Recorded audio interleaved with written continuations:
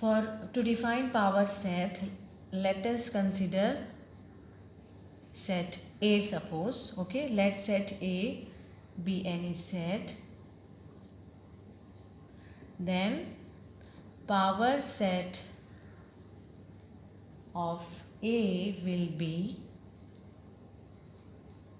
the collection of all the subsets of A. All the subsets of A. Now, what does it mean? Let us take particular example. Suppose A is 1, 2. Okay. So, what subsets you can write for A? Now, we know empty set is subset of every set. So, 5 is a subset of A. Now, this 1 will be a subset of A, isn't it? This set. Then 2 will be a subset of this set. Now here this is also one type, singleton set. This is called as singleton set. A set contains only one element is called as singleton set. Okay, singleton set.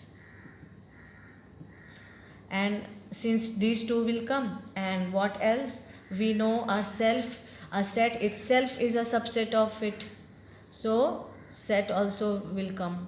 So how many subset we got for this particular set? 4 subset. Okay, so collection of this is what? Power set of A. Okay, so what is power set? Power set is the collection of all subset of that particular set. Now one thing you must have noticed here, what is n of A? Element in A is what? N of A is 2, isn't it? But what is n of P of A?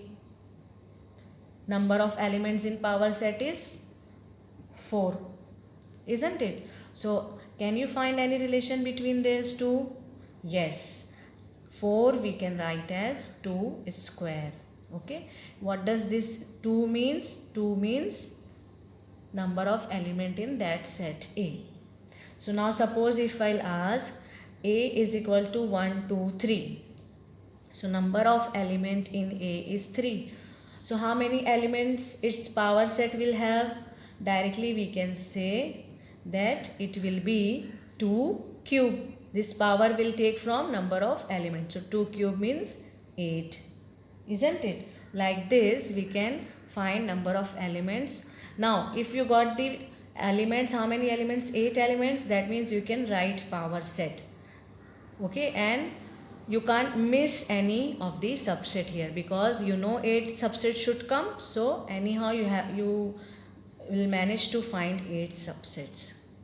So this is the relation between number of sets, number of elements in a particular set and number of element in its power sets. Universal set is defined as a basic set.